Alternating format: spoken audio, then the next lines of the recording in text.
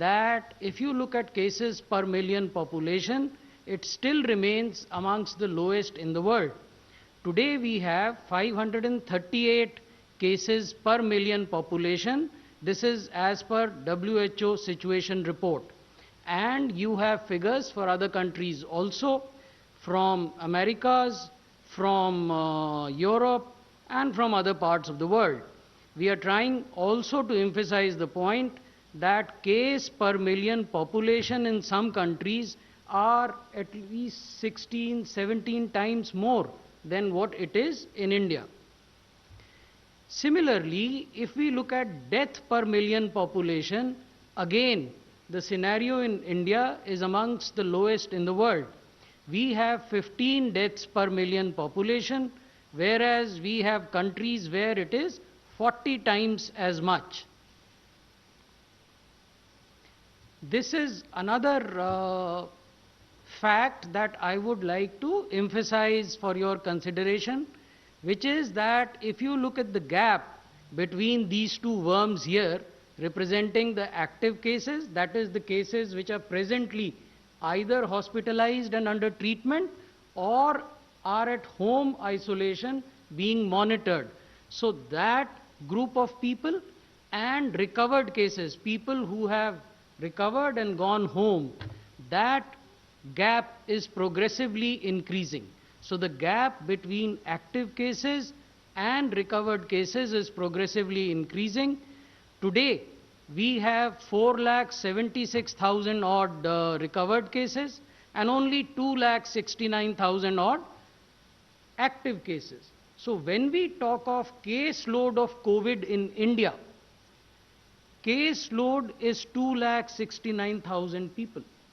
That is important, because this tells us that at the end of the day, we have managed a situation where our healthcare infrastructure is not unduly burdened, is not creaking because of the pressure.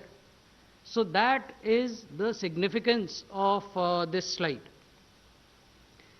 Now, in absolute numbers, we have told you that the active cases are 2,69,789 and recovered cases are 4,76,378. यहाँ हम ये निवेदन आपके समक्ष करना चाहते हैं कि जो रिकवरीज हैं वो लगभग दुगनी 1.75 टाइम्स हो गई हैं एक्टिव केसेस की तुलना में। यानी जितने लोग अस्पतालों में एडमिशन के लिए जा रहे हैं उससे कहीं अधिक संख्या में लोग अस्पतालों से डिस्चार्ज हो रहे हैं।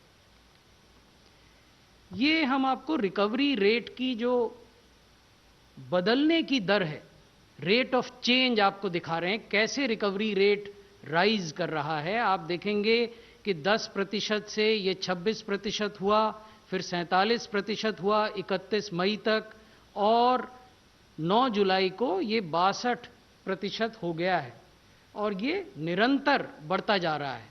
The rate of increase of recovery is appreciable.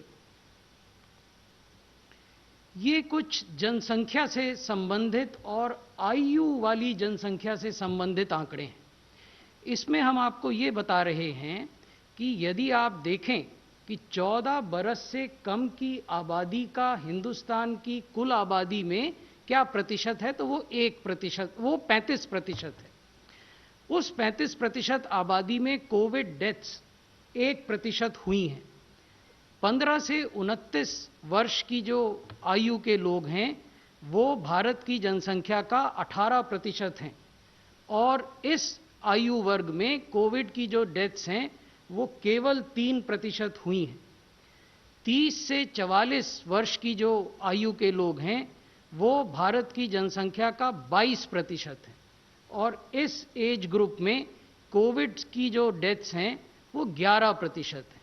तो अगर आप इस पूरे ब्लॉक को एक साथ देखें, यानी 14 साल से कम के आयु से लेकर 44 वर्ष की आयु तक के लोग, तो इसमें जो कोविड से रिलेटेड डेथ हैं वो केवल 15% हुई हैं। लेकिन साथ ही हमें ये नहीं भूलना चाहिए कि एक हाई रिस्क पॉपुलेशन भी है। ये वो लोग हैं जो 55 वर्ष से ऊपर की 45 वर्ष से ऊपर की आयु के हैं, 45 से 59 वर्ष की आयु में आप देखेंगे कि कुल जनसंख्या का ये 15% है, जबकि इसमें कोविड की जो डेथ है वो 32% है। 60 से 74 वर्ष की जो आयु के लोग हैं वो भारत की जनसंख्या का 8% हैं, लेकिन इसमें कोविड से जो डेथ हुई हैं वो 39% है। और 75 वर्ष से अधिक आयु के उम्र दराज जो लोग हैं वो कुल आबादी का 2% हैं, लेकिन यहाँ जो कोविड से डेथ हुई हैं वो 14% है। यानी इसका निचोड़ ये है कि भारतवर्ष की 25% आबादी जो 45 वर्ष से लेकर ऊपर की आयु की है, 75 वर्ष से ऊपर तक की, उसमें 85% कोविड रिलेटेड डेथ हुई है। तो ये आयु वर्ग है जिस पर विशेष ध्यान देने की आवश्यकता है, भारत सरकार को भी, राज्य सरकारों को भी और यूटी एडमिनिस्ट्रेशंस को भी। इसको हम फिर फर्दर आपको और ग्रैनुलर बेसिस पर ये बता रहे हैं कि people who are between 60 to 74 years of age, they constitute 8% of India's total population. However, they also show 39% of COVID-linked deaths. And people who are more than 75 years are 2% of India's population, but they show 14% of COVID deaths.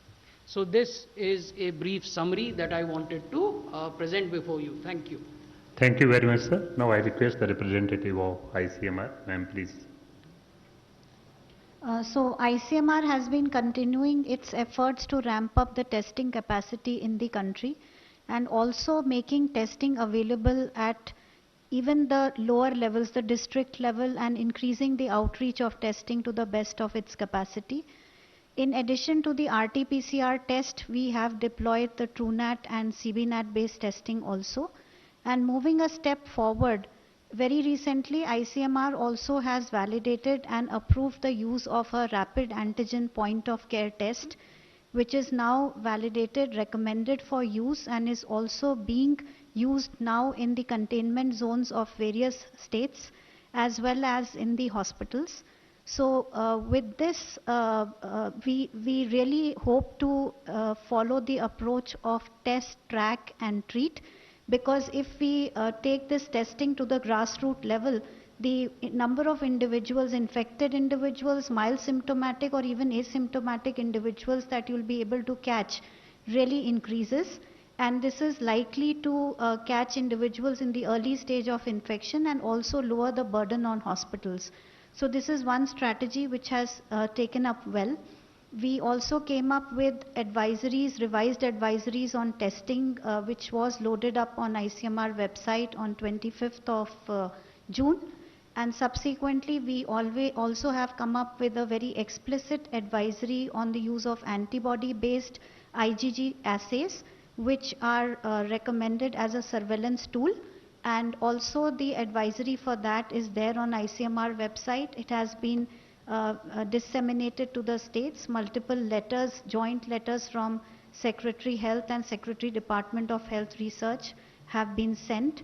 And the other step that ICMR has very recently taken up for increasing the testing is that all the NABH hospitals and the NABL approved labs, as well as all the government hospitals, have been approved for conducting the antigen based test.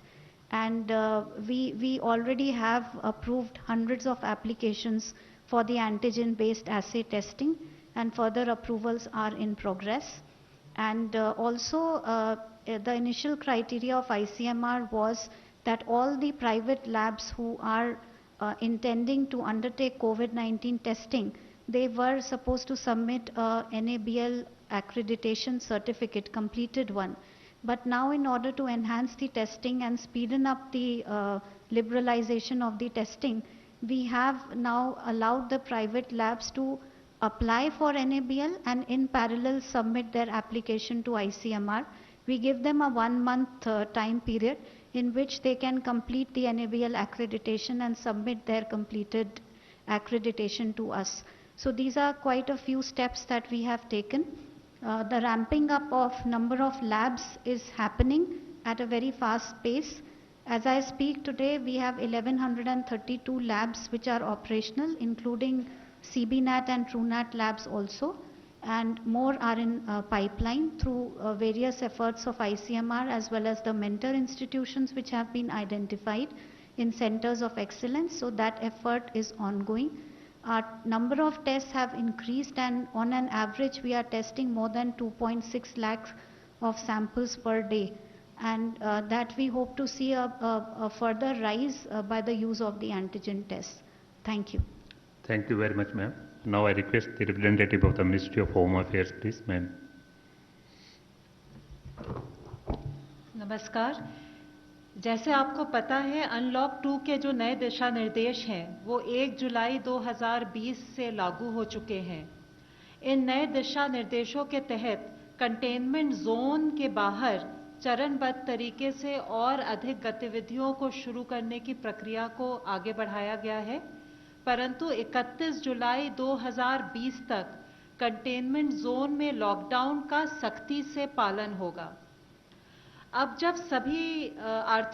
लगभग सभी आर्थिक गतिविधियों को अनुमति प्रदान की गई है, इसलिए राष्ट्रीय दिशा निर्देशों का अनुपालन बहुत ही आवश्यक हो गया है, जैसे कि मास्क पहनना, सोशल डिस्टेंसिंग का पालन करना, सार्वजनिक स्थानों पर थूकने, शराब या तंबाकू के सेवन की मनाही इत्यादि। गृह मंत्रालय लगातार दिशा निर्देशों के अनुपालन की नियमित रूप से निगरानी रख रही है। जहां कोई भी समस्या आती है या दिशा निर्देशों के उल्लंघन के बारे में रिपोर्ट मिलती है, उसे तुरंत ही संबंधित राज्य के साथ साझा किया जाता है और आवश्यकता पड़ने पर गृह मंत्रालय द्वारा उचित कार्रवाई करने के लिए राज्यों को परामर्श या निर्देश भी दिए जाते हैं। देश की राजधानी दिल्ली और एनसीआर क्षेत्र में कोविड-19 की स्थिति में सुधार के लिए गृह मंत्रालय द्वारा उच्च स्तर पर नियमित रूप से संबंधित राज्यों के साथ बैठक की जा रही है। एनसीआर क्षेत्र में संगठित प्रयास द्वारा ही हम कोविड-19 के विरुद्ध प्रभावी ढंग से कार्यवाही करने में सफल हो सकते हैं। इन बैठकों में राष्ट्रीय स्तर के विशेषज्ञ भी शामिल हैं और कई महत्वपूर्ण निर्णय लिए गए हैं, जैसे कि दिल्ली के निजी अस्पतालों में कोविड मरीजों के उपचार की दरों पर नियंत्रण रखना, राजधानी में अतिरिक्त बेड्स उपलब्ध कराना, रैपिड एंटीजन प्रणाली का उपयोग करके टेस्टिंग बढ़ाना, कंटेनमेंट जोन का ध्यानपूर्वक सीमांकन करना, सभी संक्रमित व्यक्तियों की कॉन्टैक्ट ट्रेसिंग करना, आईटी सिस्टम्स का प्रभावी ढंग से उपयोग करना तथा AIIMS Delhi Covid telemedicine consultation की सुविधा शुरू करना। और ये जो AIIMS Delhi Covid telemedicine consultation की सर्विस है, आज ये पूरे देश के जो कोविड हॉस्पिटल्स हैं वो इस सुविधा से क्लिनिकल मैनेजमेंट के लिए गाइडेंस ले सकते हैं। संयुक्त प्रयासों से दिल्ली में कुछ हफ्तों में काफ़ी सुधार हुआ है। दिल्ली में रैपिड एंटीजन पद्धति का बड़े स्तर पर उपयोग किया जा रहा है, टेस्टिंग की भी क्षमता को बढ़ा दिया गया है। 8 जुलाई तक 6,79,831 टेस्ट कर दिए गए हैं, यानी 10 लाख की आबादी पर 35,780 टेस्ट। अब प्रतिदिन लगभग 20,000 से अधिक टेस्ट किए जा रहे हैं। टेस्टिंग क्षमता में वृद्धि होने पर भी एक्टिव केसेस पर नियंत्रण है। 9 जुलाई को दिल्ली में लगभग 23,452 एक्टिव केसेस हैं। रिकवरी रेट 72% से अधिक है। डबलिंग रेट बढ़कर 29.7 डेज यानी कि लगभग 30 दिन हो गई है। 1 जून को दिल्ली में जहां 4,456 हॉस्पिटल बेड उपलब्ध थे, आज 15,096 बेड उपलब्ध हैं। 8 जुलाई को इनमें से लगभग 10,237 बेड खाली थे, यानी कि लगभग 68%। ये सब आंकड़े मैं इसलिए साझा कर रही हूँ क्योंकि हम दिल्ली वासियों को आश्वस्त कराना चाहते हैं कि हम सब मिलकर उनके लिए पर्याप्त चिकित्सा सुविधाएं मुहैया करने के लिए प्रयासरत हैं।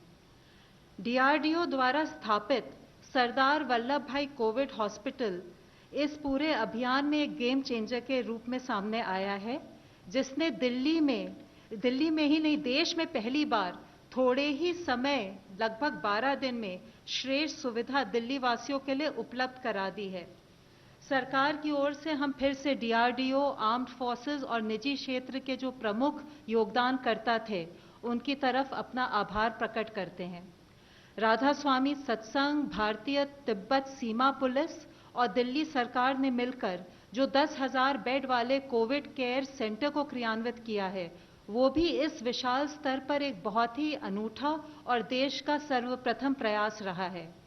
हमारा सबसे आग्रह है कि सरकार के प्रयासों में अपना सहयोग दें तथा राष्ट्रीय दिशा निर्देशों का कड़ाई से अनुपालन करें, ताकि हम सब मिलकर कोविड-19 के संक्रमण की चेन को तोड़ने में सफल हों। धन्यवाद। धन्यवाद। फ्रेंड्स, कुछ क्वेश्चंस ऑनलाइन हैं, हम आपके भी क्वेश्चंस लेंगे। सर, सबसे ज़्यादा इम्पोर्टेंट आजकल प्लाज्मा की बात हो रही है।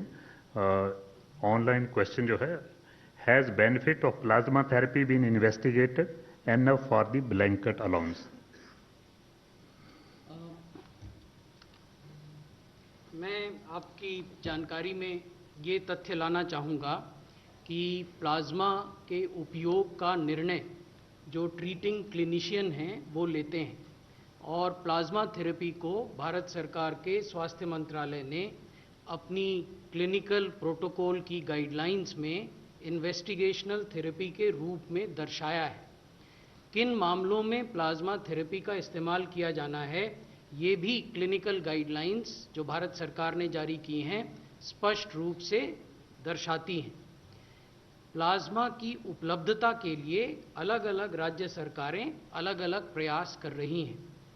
कुछ लोग रैंडमाइज्ड प्लाज्मा ट्रायल की ओर भी इंगित करते हैं। मुझे लगता है कि ये जो ऑनलाइन प्रश्न है संभवतः ये वो भी पूछना चाह रहे हैं। तो रैंडमाइज्ड जो ट्रायल हो रहा है प्लाज्मा थेरेपी का, वो ICMR के तत्वावधान में हो रहा है, under the aegis of ICMR। It has various participating hospitals, और उसमें लगभग 452 मरीजों पर रैंडमाइज ट्रायल हो रहे हैं।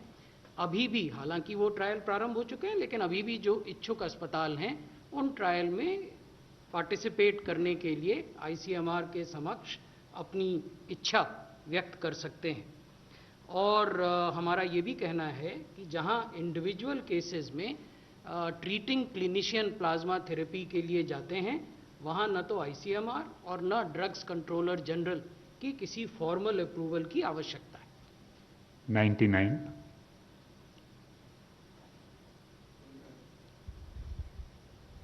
आमिर हूँ, न्यूज़ नेशन से। मेरा दो सवाल है, एक ICMR से, एक सर आपसे। सवाल ये कि क्या ये कम्युनिटी ट्रांसमिशन हो चुका है? इसको लेकर के काफ़ी क्वेरीज की जा रही हैं कि कम्युनिटी ट्रांसमिशन हुआ है या नहीं हुआ है।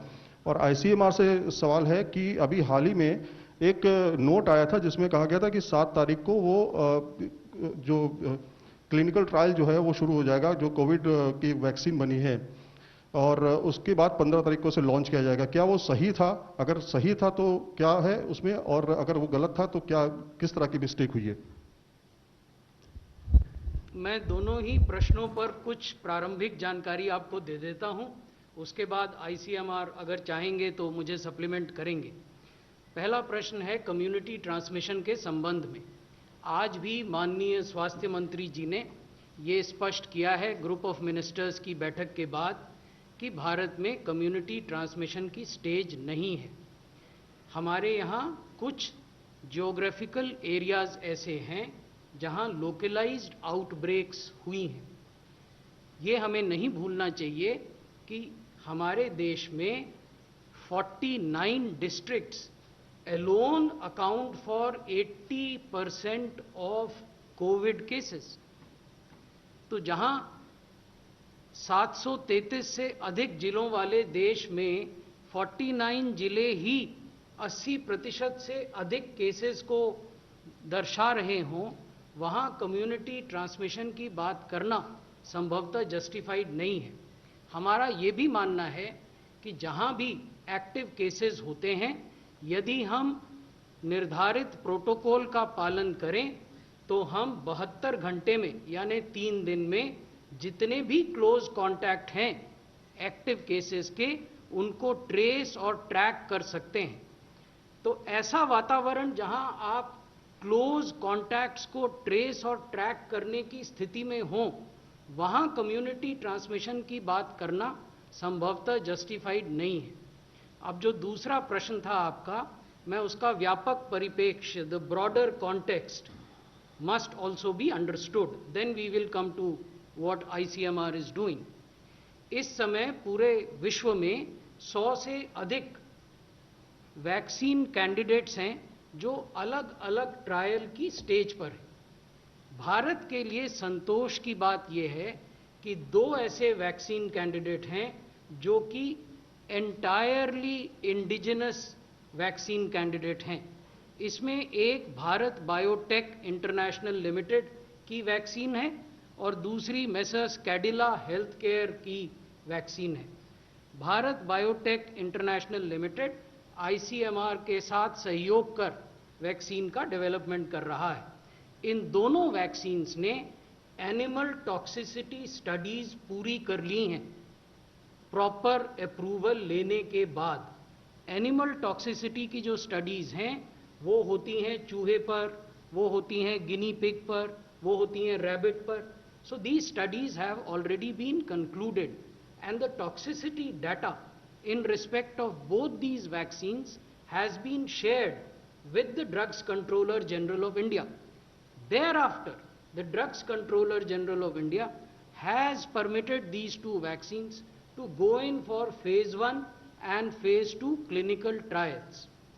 phase 1 और phase 2 clinical trials की जो sites हैं, यानी जिन जगहों पर वो ट्रायल होगा, वो फाइनलाइज की जा चुकी हैं और अब इसको प्रारंभ होना है, यानी अभी ये प्रारंभ नहीं हुआ है। हम आशा करते हैं कि जो सिलेक्टेड साइट्स हैं और जो गिवन अप्रूवल है ड्रग्स कंट्रोलर जनरल का, उसके आलोक में ये वैक्सीन ट्रायल जल्दी ही प्रारंभ होंगे और इनके नतीजे जब भी आएंगे हम आपके समक्ष रखेंगे। ICMR, would you like to just a second please, just a second. ICMR, would you like to supplement something on this? Then we will take your question. Yes. So, as sir correctly said that the whole idea is to have indigenous candidates हमारे पास हैं। Record time में Indian manufacturers ने indigenous candidate एक नई बीमारी के लिए बनाया है। हम लोग ये चाहते हैं कि ये वैक्सीन जितनी फास्ट डेवलप हो के लोगों के लिए अवेलेबल हो पाए, उतना फास्ट इसको डेवलप कराएं। DGICMR के लेटर का इंटेंट था कि साइट्स को बोलें कि फास्ट ट्रैक करो। हमारे पास कैंडिडेट है, ऐसा ना हो that we miss the bus. और वैक्सीन की देखिए आज ज़रूरत है। अगर हम कन्वेंशनल मेथड्स में जाएंगे बनाने के और 2 साल बाद वैक्सीन लाएंगे तो उसका कोई फ़ायदा नहीं है।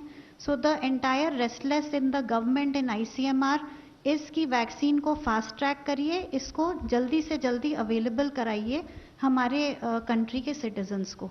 सो the spirit behind the letter was this only. Yes, 116. Yeah. I got other questions, but just to supplement these questions. One is, you said this is a localized outbreak. Please, give a definition of what is localized outbreak and what is community. Then the second point, the second question supplementary that you asked is on the issue of distribution about the deadline you gave of 15th August, so that it can be done. I understand the intent and the outlook, but it looks like as if a Prime Minister's announcement is to be made because you are at the final stage. Is that the reason for why you are trying to speed up the whole process? And third, on this black marketing of drugs, that has started. And there are a number of drugs which we have checked out, Pavotine and Redismus, all these are not available easily in chemistry. What are you doing to ensure that people get this to survive? So the first thing, please don't read something which is not there in DGICMR's letter. DGICMR's letter's intent is only to expedite duly approved clinical trials without compromising on safety and security concerns. Coming to black marketing, it has come to the notice of the Ministry of Health and Family Welfare that certain drugs are not available freely in the market. Therefore, the Drugs Controller General of India on 6th July and 7th July wrote 2 letters to the companies which are manufacturing these drugs, and he made 2 very specific suggestions. First suggestion was that these companies must put in place a 24/7 helpline where the patients or their caregivers, family members, could contact in case the drug is not available in the market or is being overcharged. So that is the first suggestion. The second suggestion that he gave to these manufacturers is that they must proactively put on their website the details of their distribution network and their supply lines, so that all confusion and anxiety in the market subsides. In addition, the Drugs Controller General has also directed state governments, उन्होंने निर्देश दिया है राज्य सरकारों को कि उनका जो ड्रग इंस्पेक्टर नेटवर्क है वो लोग ये सुनिश्चित करें, बाजार में इंस्पेक्शन करके, कानून उनको वो पावर देता है कि कोई भी ड्रग जिसका कोविड में इस्तेमाल होता है उसकी कालाबाजारी न हो. We'll take others. I think let me just. उसमें मुझे बस यही निवेदन करना है, मैंने काफी विस्तार में पूर्व में बताया, WHO ने भी लोकलाइज्ड आउटब्रेक और कम्युनिटी ट्रांसमिशन की कोई स्टैंडर्ड परिभाषा नहीं जारी की है. उन्होंने अपने मेंबर स्टेट्स को ये अधिकार दिए हैं कि वो स्थानीय स्थिति का आकलन करने के बाद रिपोर्टिंग करें, जिसको WHO हूबहू जिस तरह से रिपोर्टिंग हुई अपने वेबसाइट पर दिखाता है. नंबर 11. सर मैं पवन हूँ दैनिक भास्कर से. सर आपने बताया कि अभी एक्टिव केसेज जो हैं मोर देन अराउंड 270,000 हैं. इसमें से कितने हॉस्पिटल्स में हैं और कितने होम आइसोलेशन में हैं, और आप लोग ये जो डेली फिगर देते हैं कि इतने लोग ठीक हो गए, वो जो घर पे हैं उनका आप लोग डेटा कैसे बताते हैं? जो भारत सरकार के स्वास्थ्य और परिवार कल्याण मंत्रालय ने क्लिनिकल गाइडलाइन प्रोटोकॉल जारी किया है, उसमें ये बताया गया है कि अगर प्री सिम्टोमेटिक लोग हैं या एसिम्टोमेटिक लोग हैं और पॉजिटिव टेस्ट हुए तो उनको होम आइसोलेशन में, सेल्फ ऑब्जर्वेशन में रहना है. विभिन्न राज्यों ने इस प्रकार की व्यवस्था की है कि या तो उनको टेलीफोन के माध्यम से उनका हालचाल पूछा जाता है कि आपको बुखार है कि नहीं है, आपको सांस लेने में कठिनाई है कि नहीं है, और अन्य जो लक्षण है उसके बारे में.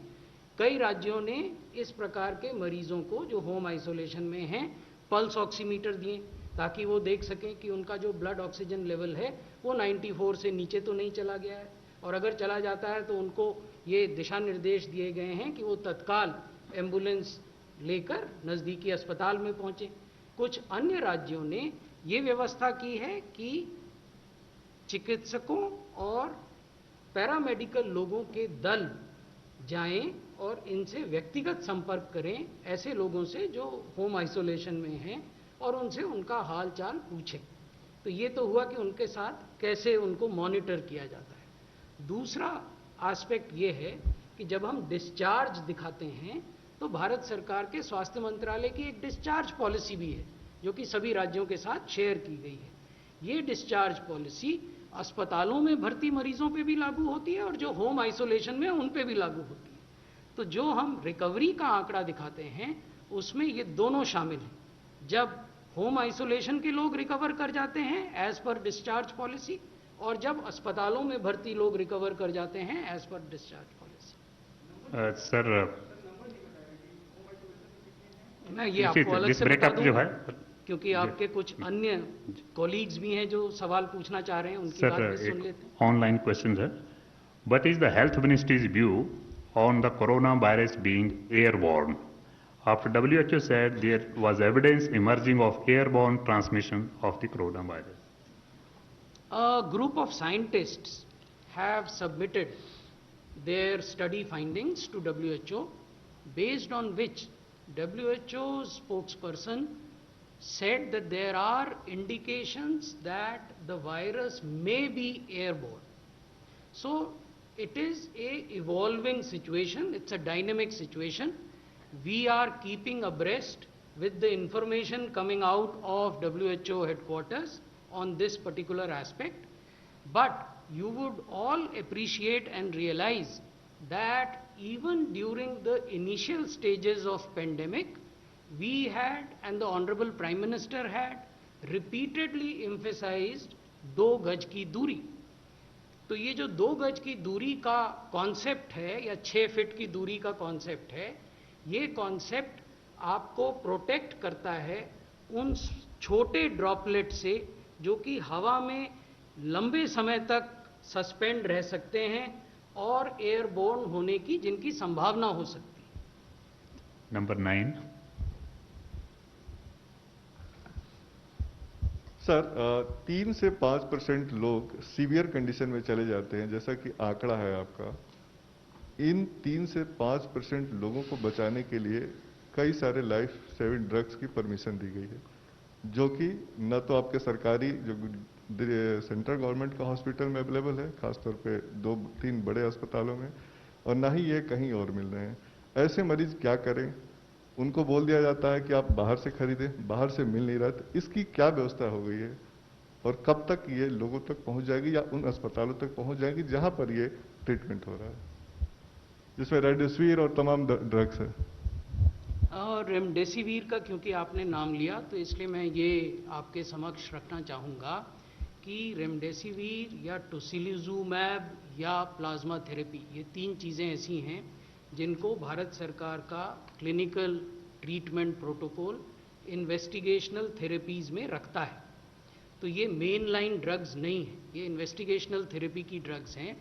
इनका उपयोग किन परिस्थितियों में किया जाना है ये भी हमारा प्रोटोकॉल बताता है.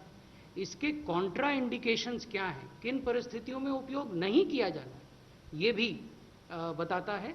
और मैंने अभी पूर्व में निवेदन किया था कि ड्रग्स कंट्रोलर जनरल ने कुछ कंपनियों को दिशा निर्देश दिए हैं और राज्य सरकारों को भी एडवाइस दी है, उसमें रेमडेसिविर भी कवर होता है.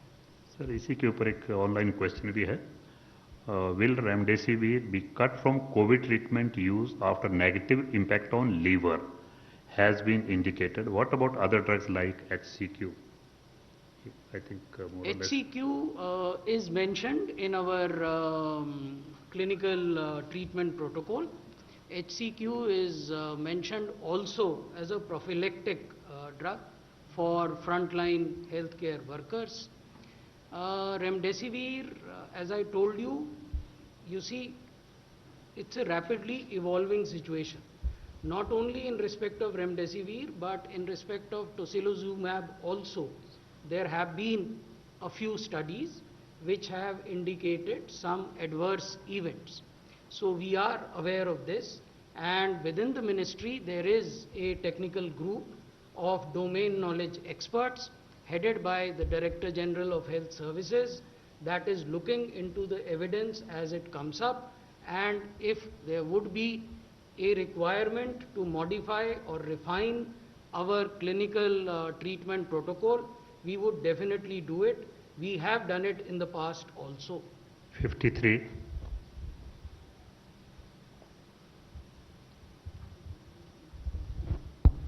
Question for Dr. Nivedita Gupta. Ma'am, a couple of months ago, there was a serosurveillance study that was initiated by the ICMR, and to check the level of the spread of the disease. Now, normally your practice always has been that, once such a large study is done, you either upload it in the IJMR journal or something like that. But now it's been 2 months, and though a preliminary assessment was given that 0.73% of the population in those districts where it was done, showed signs of the infection. But can we know when is this study going to come out, or any more details about what does it say about containment zones or in the larger population as to the showing of antibodies?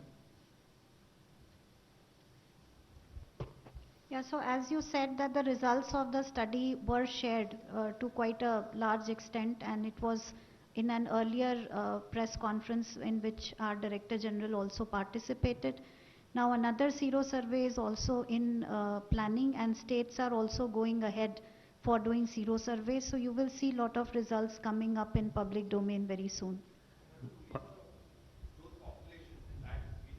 Yeah, I think, you see, once it is answered that you are getting the details very shortly in the public domain, I'll let's wait. supplement that. I'll supplement what ICMR has told you. After 27 days, we have a lot of query. Yeah, it's So, coming. the sero surveillance that you are referring to is the one conducted by ICMR across the country, and it basically focused on infections of mid-April, and the preliminary studies and findings were shared with you. As you know, all such serosurveillance studies or any other scientific study is subject to peer review, and those inputs are also incorporated. So that process is going on, and we will be in a position to share with you once that process is over. What ICMR has just now referred to are two subsequent developments. One is the seroprevalence study, which has been done in Delhi in terms of sample collection. 22,000 samples were collected in Delhi from 27th of June to 5th of July, and that has been done by NCDC. And NCDC's seroprevalence for Delhi, 11 districts of Delhi, that was done by roughly, I think, 15 labs, which had labs of GNCT of Delhi as well as of Government of India. That is being processed, and those results will also be out.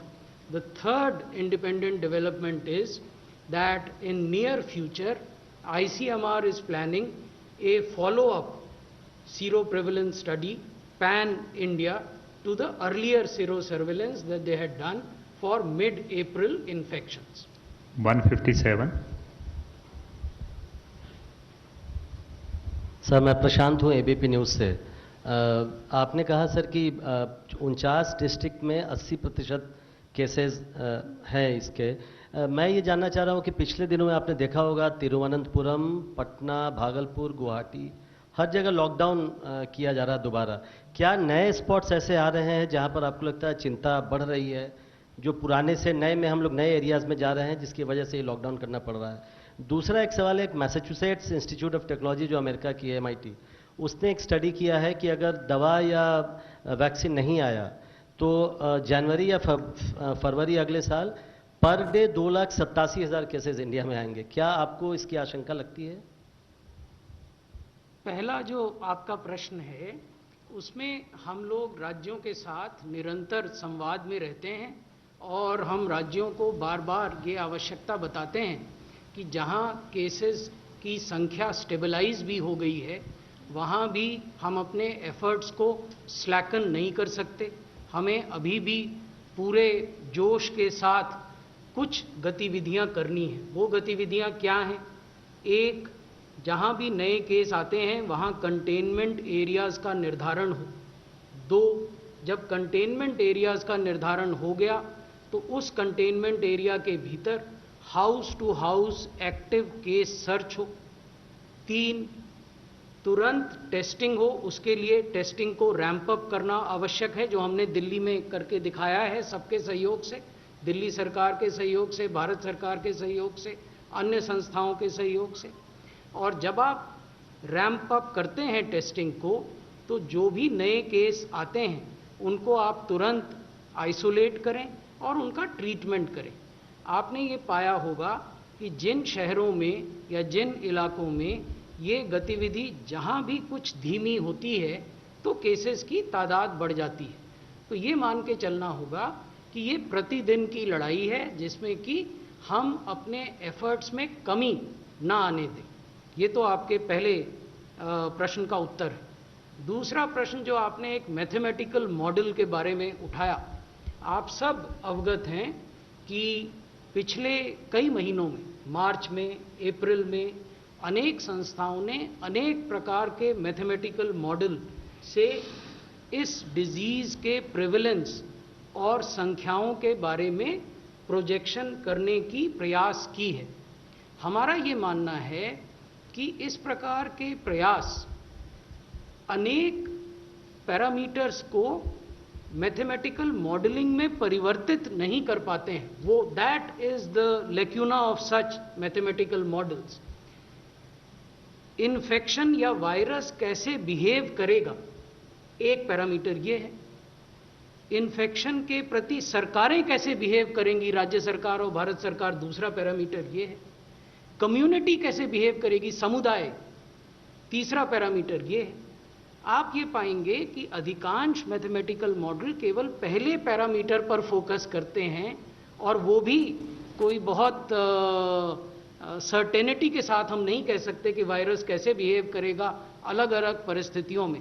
यानी dense आबादी में virus का behaviour क्या होगा, scattered आबादी में क्या होगा, हाई ऑल्टीट्यूड में क्या होगा, so on and so fourth. तो इसलिए मेरा ये मानना है कि बहुत ज़्यादा समय हम इन मैथमेटिकल मॉडल्स पर लगाने के बनिस्पत अगर कंटेनमेंट, सर्विलेंस, टेस्टिंग, ट्रीटमेंट में लगाएं तो उसके बेहतर नतीजे आएंगे। 152।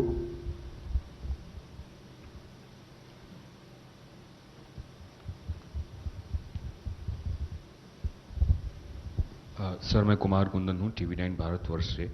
मेरा सवाल ये है कि डॉक्टर गुलेरिया ने कुछ दिनों पहले बोला था कि जून और जुलाई में संभवतः पीक आ जाएगा। दिल्ली में लगातार केसेस बढ़ रहे हैं, महाराष्ट्र में भी केसेस में हैं, तो क्या हम मान के चलें कि यहाँ पीक आ चुका है?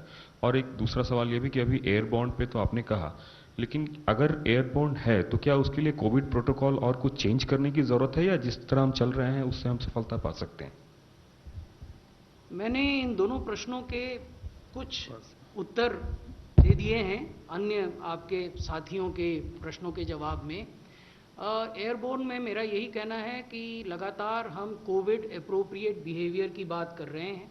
हम ये कह रहे हैं कि आपको मास्क पहनना चाहिए, आपको 2 गज की दूरी बना के रखनी चाहिए, हाथों को लगातार धोना चाहिए, भीड़ भाड़ वाली जगहों पर न तो खुद ऐसे आयोजन करने चाहिए न जाना चाहिए।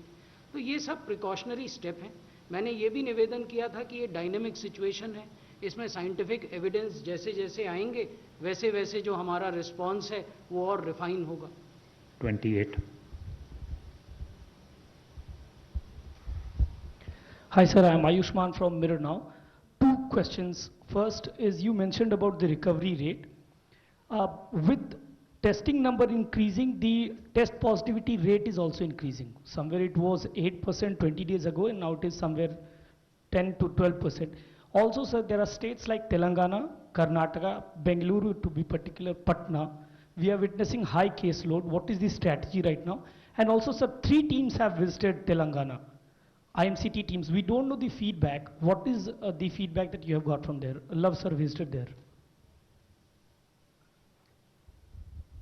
पहले तो मैं ये आपके समक्ष रखना चाहूँगा कि जिन भी राज्यों में हमें ऐसा प्रतीत होता है या राज्य सरकारें हमसे अनुरोध करती हैं कि भारत सरकार से सहायता की, मदद की, टेक्निकल सपोर्ट की, हैंड होल्डिंग की आवश्यकता है, वहाँ केंद्र सरकार अपनी टीमें भेजता है।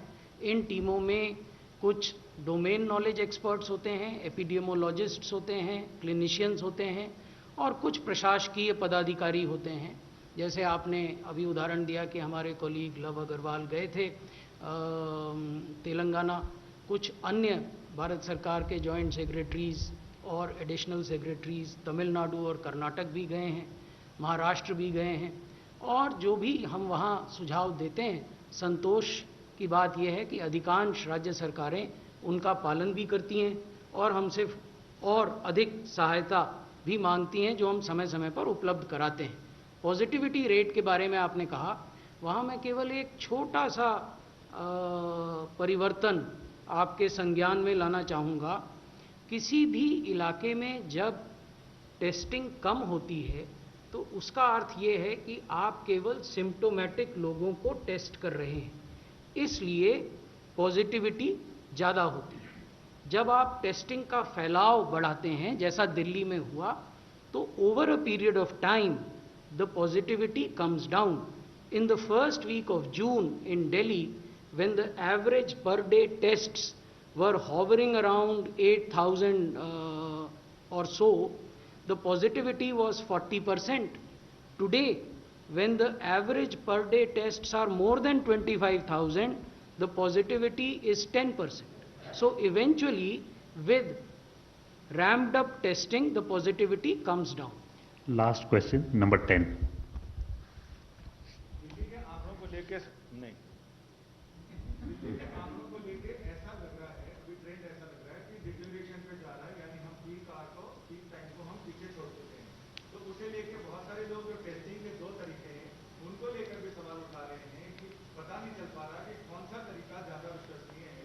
तो इस पर एंटीजन में आते देखिए, ये हम सब मानते हैं, साइंटिफिक कम्युनिटी का भी मानना है कि RT-PCR टेस्ट गोल्ड स्टैंडर्ड है टेस्टिंग का। RT-PCR टेस्ट करने की जो क्षमताएं हैं, उनको भी ICMR निरंतर बढ़ाने का प्रयास कर रहा है, बढ़ी भी हैं, लेकिन उसकी भी सीमाएं हैं। इसलिए हमने ये कहा था कि रैपिड एंटीजन टेस्ट का भी उपयोग हो। वर्तमान में देश के भीतर प्रतिदिन 3 lakh rapid antigen test kit manufacture करने की क्षमता है। ये डोमेस्टिक कैपेसिटी है और इसके बढ़ने की संभावना है। There are 10 rapid antigen kit manufacturers who have already approached ICMR for validation of their kits, and ICMR is engaged with them. तो रैपिड एंटीजन टेस्ट में यदि आप पॉजिटिव आते हैं तो आप पॉजिटिव हैं, ऐसा साइंटिफिक कम्युनिटी का मानना है। यदि आप रैपिड एंटीजन टेस्ट में नेगेटिव आते हैं और आपको सिम्टम्स भी हैं, ऐसी परिस्थिति में ICMR का सुझाव राज्य सरकारों को ये है कि ऐसे व्यक्ति को, यानी symptomatic negative person from rapid antigen test must go in for a RT-PCR test. Thank you. Thank you very much, sir. Thank you, friends. Thank you very much.